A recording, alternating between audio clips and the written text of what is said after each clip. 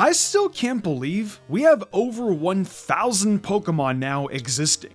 Just the other day, I was a little kid walking around with my Game Boy Color playing Gold and Silver with my mom at the grocery store. It's crazy how fast time actually flies. And the fact I've been playing these games since I was 4 years old, it hits kinda hard because it's a long time. With that though, I'm pretty sure the majority of you watching are Pokemon veterans like myself. And that got me thinking of all the mons I've used at least once, to either give them a try, or because I was essentially forced to progress through the games. And yeah, those types of Pokemon do exist. Trust me, you will find out as the list progresses. Essentially though, the list I came up with, I'm sure you guys can relate to as well, because most of these Pokemon are pretty well known to have good usage rates in in-game runs. So I did my best to compile a list of mons that I think everyone has used at least once in their Pokemon journeys. When I say I speak for everyone, I think this list is fairly accurate. At the end, let me know how accurate I am, because I'm feeling pretty confident about it. Will I get every single Pokemon right? Probably not, but I know I'm at least gonna get 2 or 3. This list will also be from the perspective of in-game runs only, but competitively, you could link them together, mostly. But before that, this video is sponsored by the Pokemon Company International. Pokemon Scarlet and Violet recently released its new DLC, The Hidden Treasure of Area Zero, Part 1, The Teal Mask. Meet new friends, explore a new area, figure out the mystery of Kitakami, and best of all, capture new Pokemon for your team and for raids. Speaking of raids, did you know from October 27th through November 1st, Pokemon Scarlet and Violet has a special 5-star Miss Magius Terror Raid, not to mention a Halloween outbreak featuring 4 special Pokemon? Make your Scarlet and Violet team a spooky one with one of these 4 special Pokemon: Mimikyu, Greavard, Phantump, or Drifloon. Halloween is one of my favorite times of the year, and not gonna lie, I would love to have any of these 4 little Pokemon on my team. Mimikyu is for sure my favorite, and is also going to be my exploring buddy as I traverse more of the Teal Mask DLC, filling up my Pokédex. This of course isn't the only raid Pokemon Scarlet and Violet will have though. Expect more amazing high-level raids in the future, so make sure your team is always in tip-top shape. To learn more about 7-star raids and the new DLC, make sure to click the link in the description below or in the pinned comment. Thanks once again to the Pokemon Company International for sponsoring this video. Anyways, let's continue this top 10 list.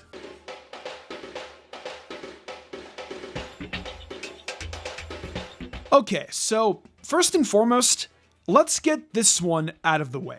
We've all used a starter Pokemon at least once.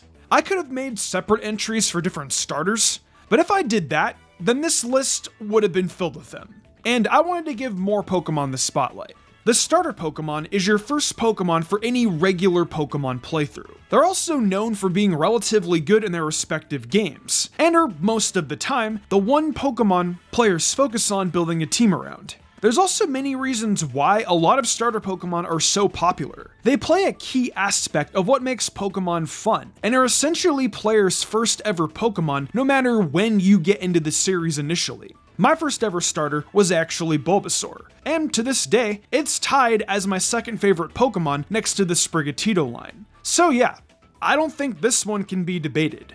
Like, there is no way that you haven't used a starter at least once. I win. If you've never used a starter, well, I don't know.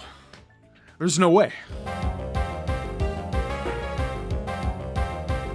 Up next is a pretty popular Sinnoh Pokemon that I have used time and time again for pretty much a lot of the Sinnoh runs that I do. Luxray is one of those Pokemon that I have seen on so many Sinnoh teams that at this point, if you're new to the Sinnoh games, I expect you to use it.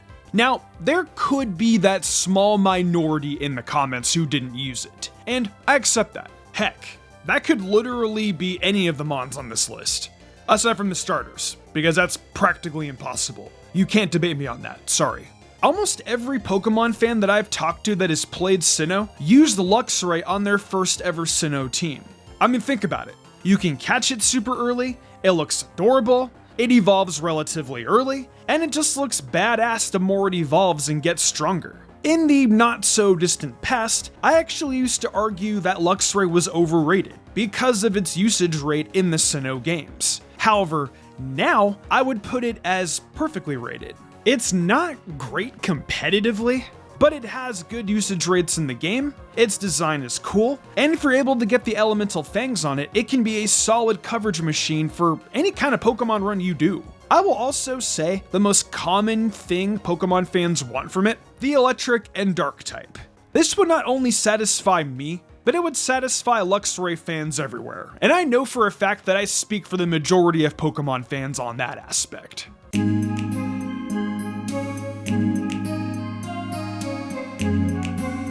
Let's head south over to Johto for a sec, and pick up the most common baby Pokemon in the series, Togepi. If you were a Pokemon anime watcher of the late 90s and early 2000s, you would have already known that Togepi existed. However, if you didn't watch the anime and only played the games, then you know this egg from Gold and Silver as one of the first slots in your party. Once this egg hatched, I felt my curiosity as a player tingle. I wanted to see if Togepi's metronome worked like how it did in the anime. I think a lot of us could also relate on that note. From just a game standpoint though, I think just the prospect of hatching your first egg ever is enough to give it a try. I personally only used Togepi for a bit because metronome didn't work like it did in the anime where it constantly exploded stuff. However, as a kid, I did happen this Sweet Morty, which was pretty cool. The case for Heart Gold and Soul Silver can also be argued. But at this point, if you're a veteran player, you know back in Generation 2 it wasn't very good, and the same sentiment also kind of follows in Generation 4, in Heart Gold and Soul Silver specifically. The reason is because Togetic literally doesn't get any good flying stab, and the fact that you can't evolve it in the Togekiss until the postgame. What about you though? Do you share the sentiment of Togepi? I feel, in a sense, we were all pretty curious to see what it could do. But later on, we put it down because it's not very good. And it rarely made anyone's final teams.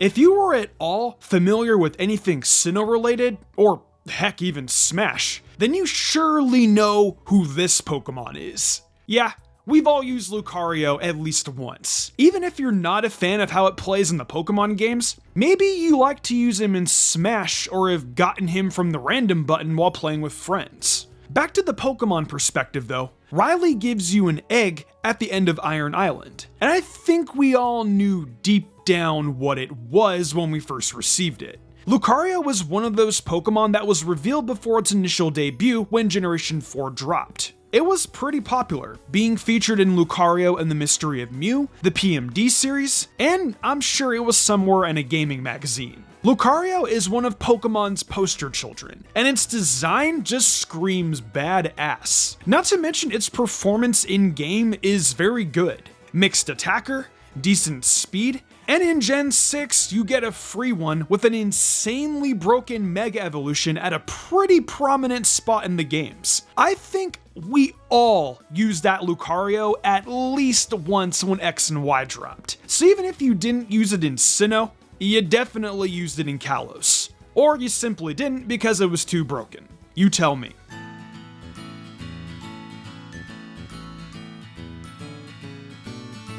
For this one, because there are 9 of you, counting Eevee, we're gonna have one giant entry specifically for this happy fox family. Whether you absolutely love all of them, like myself, or you dislike some of them, odds are you like at least one of them.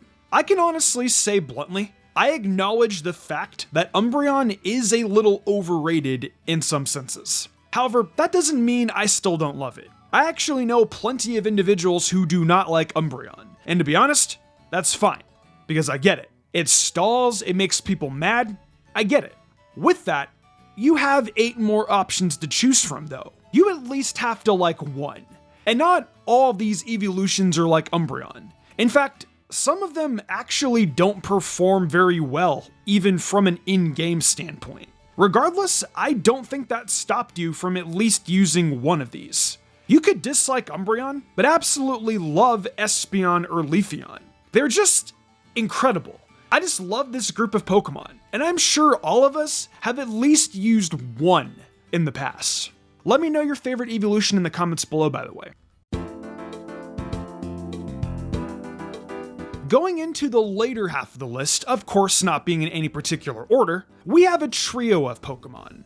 And no, they're not starters, but they're very similar to the starters.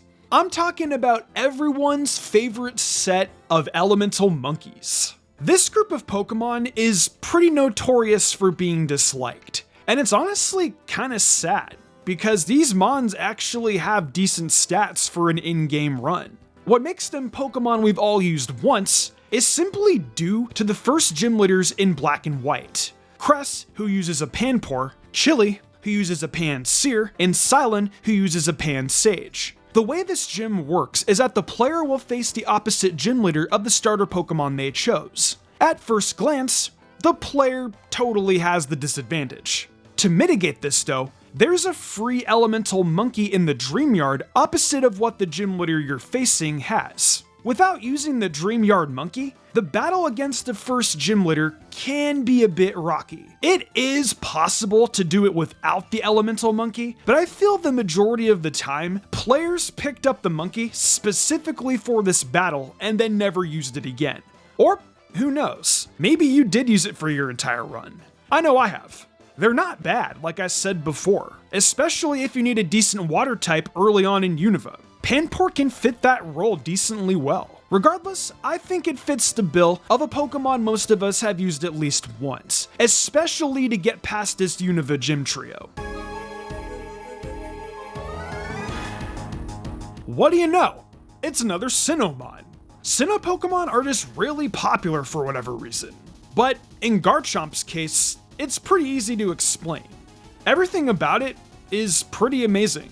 Stats, moves, its typing, etc. I can't say 100% for sure everyone has used Garchomp at least once, but I feel it has such a strong fan base, odds are you've at least considered it. Garchomp has always been one of those mons that's been able to carry in the late game, especially shredding the Elite Four, late game gym leaders, etc. Or, if you're on the opposite end, you've gotten your butt kicked quite a few times due to the best champion in this series having one. Having Stab Earthquake hit from that can dent pretty much any important trainer's teams relatively hard. Garchomp's just cool, and to be honest, it's one of the best pseudo-legendaries out there.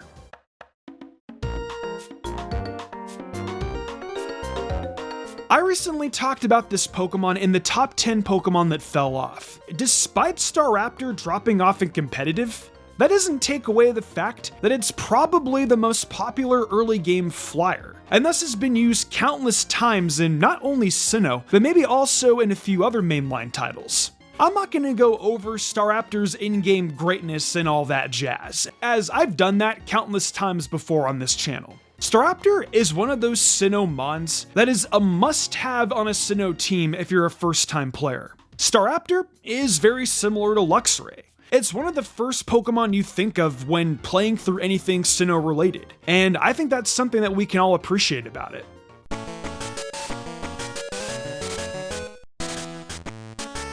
Up next, we have yet another Sinnoh Pokemon. Jeez, Sinnohmons are just popping up everywhere on this list, huh? Well, up next is Roserade, and it, Luxray, and Staraptor are the three main contenders I think of when creating a Sinnoh team. You can find a Badoo at pretty much the same exact point as Starly and Shinx. I think what makes Roserade so appealing is definitely due to its design and being a very good early grass Pokemon that goes well with Infernape, Luxray, and Staraptor. These four mons are essentially what I consider to be a very common trope when it comes to teams from Sinnoh. Then, sometimes later, you have Garchomp for a little bit of extra oomph. For a grass type though, it's got decent stats for an in-game run, and it comes packed with a little bit of coverage too. Like I said for previous entries, it's just another one of those mons where you talk to someone who's played Sinnoh, and they tell you they used Roserade on their first team. It's very majestic looking and a definite needed evolution for Roselia. And the last Pokemon I will be covering on this list is surprisingly not a Sinnoh Pokemon, but actually a Kanto Pokemon. Originally, this was going to go to Aegislash, but then I remembered a very important static shiny Pokemon at the Lake of Rage. The red Gyarados at the Lake of Rage is a very iconic Pokemon to any fan. It's more than likely everyone's first shiny Pokemon. It's already level 30, and I feel any Pokemon fan playing through Johto the first time definitely used this red water serpent. It's so iconic that I feel you can't really ignore it. This last entry is going to be cut a little short, but I feel like I don't need to go into it as much because this one's pretty self-explanatory. Who hasn't used the red Gyarados at the Lake of Rage? Well, that was what I consider to be 10 Pokemon we've all used at least once. Of course, there are plenty of other Pokemon that could fit this list concept very well, and that's why I want to do another one of these later on down the line. So do me a favor, leave me what Pokemon you think should go on the next list down in the comments below, as well as let me know how accurate I was with this list. I look forward to reading your comments on this one.